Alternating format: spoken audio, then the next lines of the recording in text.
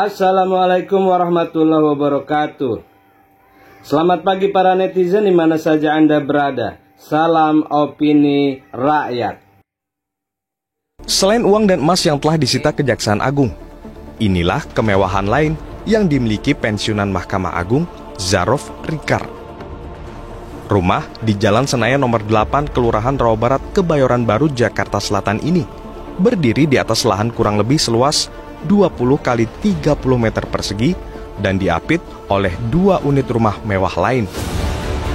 Sejak sang pemilik rumah Zarof Rikar ditangkap penyidik Kejagung, rumah berlantai 4 ini terlihat sepi dan seperti tak berpenghuni. Tak ada yang menyangka rumah ini menjadi saksi bisu ditemukannya uang tunai hampir 1 triliun rupiah dan emas batangan 51 kg. Jangankan masyarakat, pihak Kejaksaan Agung saja ikut terkejut mengapa seorang pensiunan ASN di Mahkamah Agung bisa punya harta sefantastis ini. Padahal bila merujuk LHKPN Zarof, ia tercatat memiliki harta 51 miliar rupiah. Komisi Pemberantasan Korupsi atau KPK pun ikut buka suara mengapa uang setara 1 triliunan rupiah di rumah Zarof tak terdeteksi lebih awal oleh penegak hukum. Lembaga anti rasuah itu menduga Zarof Rikar sengaja menyimpan uang tunai sebanyak mungkin di rumahnya agar tidak terdeteksi oleh PPATK maupun aparat penegak hukum. Kejaksaan Agung saat ini terus menyelidiki dari mana sumber uang dan emas yang nilainya bila ditotal mencapai lebih 1 triliun rupiah itu. Yang jelas, Zarof sudah mengakui bahwa uang sebanyak itu didapat dari pengurusan perkara. Maka kini tinggal menunggu saja akan sejauh mana Kejagung menelusuri sumber uang yang ditemukan penyidik di rumah Zarof Rikar. Sebab tidak masuk akal jika uang 925 miliar rupiah dan 51 kg emas itu hanya berkaitan dengan satu kasus dan seseorang saja. Saya baru menjabat 2 bulan. 2 bulan, ya kan? Anda sudah hitung berapa koruptor yang sudah ditangkap?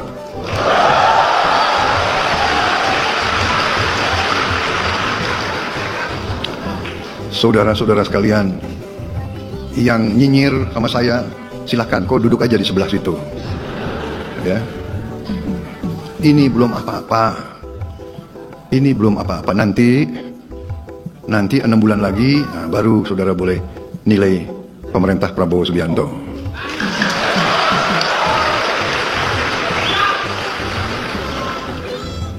Saya merasa bahwa kalau sudah dipilih oleh rakyat, kalau sudah disumpah di hadapan Yang Maha Kuasa, tidak perlu ragu-ragu. Kita hanya setia kepada rakyat Indonesia dan kita hanya takut kepada Yang Maha Kuasa di atas itu. Saya dalam minggu-minggu ini, bulan-bulan ini, saya dalam rangka memberi, apa istilahnya itu? Memberi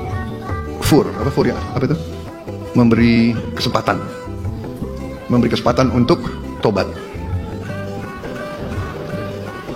Hai para koruptor atau yang merasa pernah mencuri dari rakyat, kalau kau kembalikan yang kau curi, ya mungkin kita maafkan, tapi kembalikan dong. Nanti kita beri kesempatan, cara mengembalikannya bisa diam-diam supaya nggak ketahuan. Mengembalikan loh ya, tapi kembalikan. Kemudian, hai kalian-kalian yang sudah terima fasilitas dari bangsa negara, bayarlah kewajibanmu.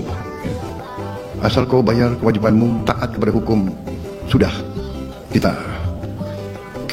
menghadap masa depan. Kita tidak ungkit-ungkit yang dulu. Tapi kalau kau bandel terus, apa boleh buat? Kita akan menegakkan hukum. Dan bagi aparat-aparat harus milih setia kepada bangsa, negara dan rakyat atau setia kepada pihak lain. Kalau setia kepada bangsa, negara dan rakyat, ayo. Kalau tidak, percayalah, saya akan bersihkan aparat Republik Indonesia. Dan saya yakin dan percaya rakyat Indonesia berada di belakang saya, saudara sekalian. Kejagung menyita triliunan rupiah uang dari kaki tangan Bobi Nasution dan Kaisang. Ini uang dihasilkan dari tambang-tambang timah, tambang-tambang ilegal, terus juga konon dari beberapa menteri yang menjadikan Kaisang mesin cuci uang. Ini salah satunya seperti itu. Ini baru dari beberapa orang saja, ini uangnya sudah segini banyak. Apalagi nanti kalau sudah keciduk semua. Jadi beginilah, di era pemerintahan Jokowi di akhir jabatannya itu yang namanya korupsi itu dibiarkan.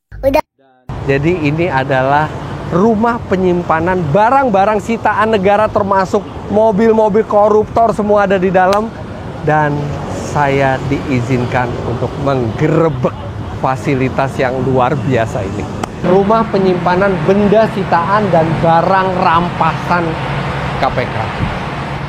Ada VW Caravelle, ada Jeep Willys, Alphard, usual suspect tuh Alphard biasanya. Iya. Mobilnya Lexus LM,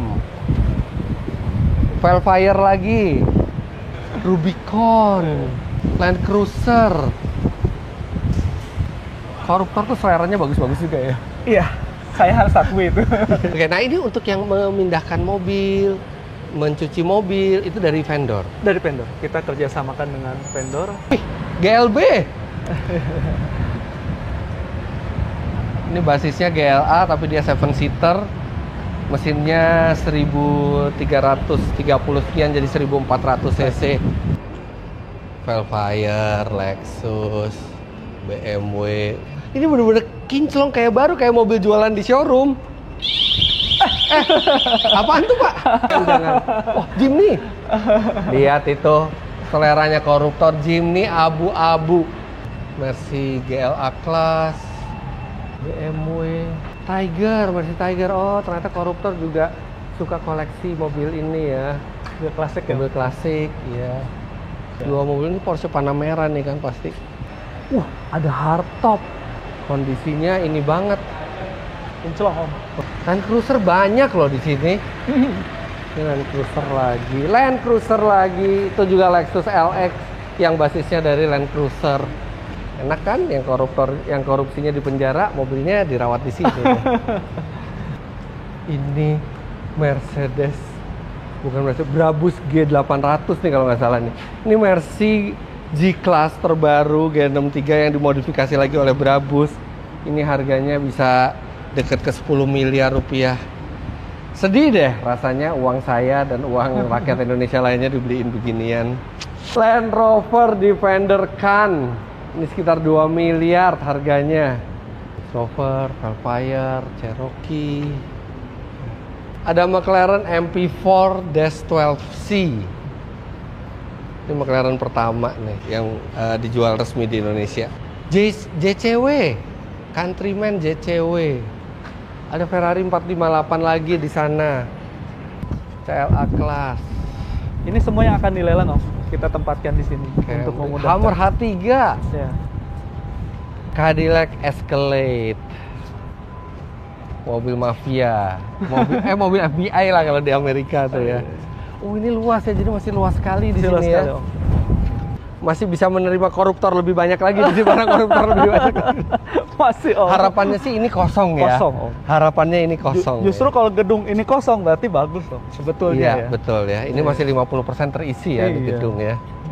Anda semua yang menonton ini, saya doakan Anda terbebas dari godaan untuk korupsi. Korupsi itu bukan hanya dosanya gede, merugikan banyak orang, tapi juga kalau ketangkep, Anda akan malu semalu-malunya. Dan lihat ini, barang-barang Anda akan disita semuanya. Cari harta dari jalan yang halal. Jangan menghalalkan segala cara. Jangan lupa juga sedekah, semoga rezeki Anda semua berlimpah, bisa membeli mobil-mobil ini tanpa harus korupsi. Disampaikan di kolom komentar. Terima kasih telah menyampaikannya. Hampir 2 miliar rupiah uang palsu dicetak di sebuah universitas. Gimana ceritanya ya? Pabrik uang palsu itu berada di perpustakaan Syekh Yusuf, Kampus 2 UIN Alauddin Makassar. Di sana, jumlah uang palsu yang dicetak hampir mencapai 2 miliar rupiah. Uang palsu itu dicetak dengan menggunakan kertas dan tinta yang dibeli dari Cina. Dari bahan-bahan itu, 1 rem kertas bisa mencetak uang palsu senilai 1,2 miliar. Uang palsu yang dicetak di perpustakaan itu berhasil mengelabui banyak pihak karena hasil cetakannya sulit terdeteksi X-ray. Kasus ini mulai terungkap setelah pihak kepolisian menangkap pelaku yang sedang bertransaksi menggunakan uang palsu pecahan 500.000 di daerah Mamuju, Sulawesi Barat pada pertengahan November 2024. Lantas, siapa saja sih dalam percetakan uang palsu ini? Salah satu yang terlibat adalah Andi Ibrahim, Kepala UPT Perpustakaan UIN Alauddin Makassar. Andi diduga membayar seseorang untuk membuat benang pengaman pada uang palsu tersebut. Selain itu, uang palsu itu didistribusikan lewat jaringan yang cukup luas. Salah satunya oleh MB, seorang pegawai honorer di UIN Makassar yang menghubungi TA, seorang ASN di Pemprov Sulawesi Barat untuk mencari pembeli. TA bahkan menawarkan kepada seorang tukang jahit di Mamuju untuk menyiapkan uang sebesar 10 juta rupiah dengan janji bahwa tukang jahit itu akan mendapatkan 20 juta uang palsu sebagai gantinya.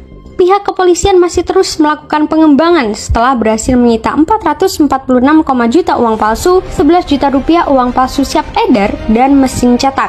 Meskipun sudah ada 15 tersangka yang ditangkap, tidak menutup kemungkinan adanya tersangka lain. Gimana nih guys? Apakah kalian pernah secara tidak sengaja mendapatkan uang palsu? Berani pecat saya bongkar semua rahasia negara. Saya menemukan postingan begini di TikTok guys, yang bertuliskan kalau kasus ini terjadi di Korea Utara maka keluarga ini sudah dilempar ke kandang buaya.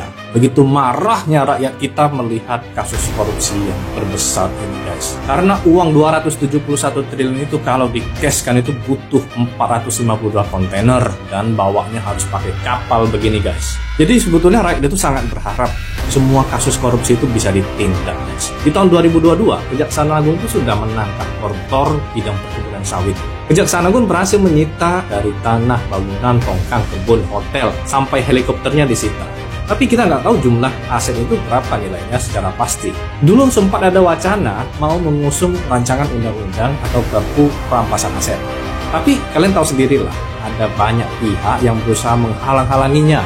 Tentu saja, karena para koruptor itu khawatir. Karena undang-undang ini nanti akan mewajibkan setiap warga negara Indonesia tanpa terkecuali nih untuk membuktikan dari mana asal-usul perolehan harta secara sah. Kalau mereka kedapatan tidak bisa membuktikan secara sah harta mereka, maka Kejaksaan Agung bisa menyita harta mereka. Nah, ini disebut Undang-Undang Perampasan Aset. Kalau terrealisasi, maka bukan tidak mungkin harta-harta para koruptor tersebut bisa membayar lunas utang negara kita yang jumlahnya 8.000 triliun itu guys. Oke, bagaimana menurut kalian? Apakah undang-undang perampasan aset ini harus terrealisasi? Share video ini agar semakin banyak netizen kita yang peduli akan korupsi dan keadilan sosial bagi seluruh rakyat Indonesia ini guys. Terima kasih. KPK harus berani memeriksa Jokowi terkait investasi IKN yang disebut oleh Aguan sebagai pepesan kosong. Proyek ambisi pribadi Jokowi itu diduga memiliki kepentingan cuan dan rente atau biasa disebut balas jasa atas peminjaman uang. Untuk itu, KPK pun didorong mengusut aliran uang negara yang telah digunakan untuk pembangunan proyek Jokowi itu. Tak hanya itu, IKN sendiri juga dinilai syarat akan masalah. Mulai dari undang-undang IKN yang bertentangan dengan konstitusi hingga tak memperhatikan aspek ekologis dan geopolitik. Yang ketiga, korupsi di era Jokowi telah jauh melampaui korupsi di era-era sebelumnya. Beberapa kasus besar, contohnya kasus PT Asabri 23,74 triliun, Jiwasraya 13,7, EKTP 2,3, TPP 37,8, Bansos Covid 1,2, kasus BTS 8 triliun, total kerugian negara 93,32 triliun. Ini fenomena gunung es yang ketangkep saja, yang belum ketangkep pasti akan lebih. Dan ini secara tidak langsung Undang-Undang Omnibus Law sama korupsi yang besar ini adalah merampas hak-hak generasi muda ke depan. Karena APBN ini adalah untuk pembiayaan pembangunan yang disiapkan untuk generasi yang akan datang. Demikian juga tentang masalah sumber daya alam yang kita miliki. Sudah dihabiskan. Jadi generasi yang akan datang tinggal gigi jari. Belum marah ya? Oke, enggak apa-apa. Selanjutnya, dalam tanda kutip pengkhianatan di IKN. Ini yang membuat lebih marah lagi. Bayangkan, di China, Jokowi menawarkan konsesi 34.000 hektar lahan di IKN kepada Xi Jinping. Dan menurut Peraturan Pemerintah Nomor 12 tahun 2023, konsesi tersebut atau HGU sampai 190 tahun. 190 tahun. Belanda coba 75 tahun HGU-nya, kolonialisme. Serta HGB, hak guna bangunan, dan 160 tahun bagi investor di ibu kota negara. Bayangkan itu. Sedangkan kita di sini cuma 30 tahun sertifikat. Iya kan? Bayangkan. Dan Presiden Jokowi juga minta Cina menyusun detail desain IKN. Untuk apa kita punya arsitek, ya, insinyur, universitas-universitas yang ada di kita semuanya? Kenapa nggak distrikin? Dan Xi Jinping dengan Jokowi menandatangani 8 kesepakatan. Ada 4 kesepakatan yang sangat berbahaya. Pertama, Cina akan menjadi driver utama penyelesaian IKN. Kedua, kewajiban Indonesia untuk mengajarkan bahasa Cina di sekolah-sekolah. Saya ingatkan bahwa kita ada hubungan diplomasi. Sejarah Singapura, ketika Singapura memutuskan untuk menjadi negara industri, karena dia nggak punya apa di sana, maka Singapura secara diam-diam menawarkan untuk tenaga insinyur dari Cina masuk ke Singapura, karena tidak punya hubungan diplomasi. Akhirnya masuk ke sana. Kemudian diadakan bahasa Cina sebagai bahasa nomor 2, bahasa Singapura. Jadilah sekarang seperti ini. Bahasa induknya tergiris, bahasa Cina yang jadi.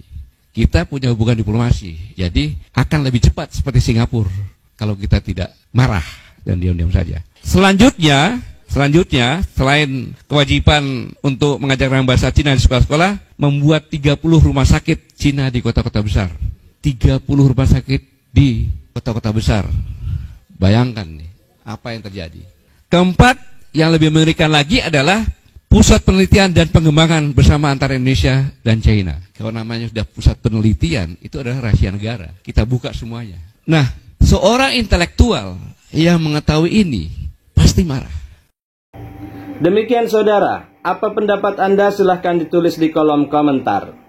Terima kasih telah menyaksikan video ini sampai selesai. Salam hormat. Wassalamualaikum warahmatullahi wabarakatuh.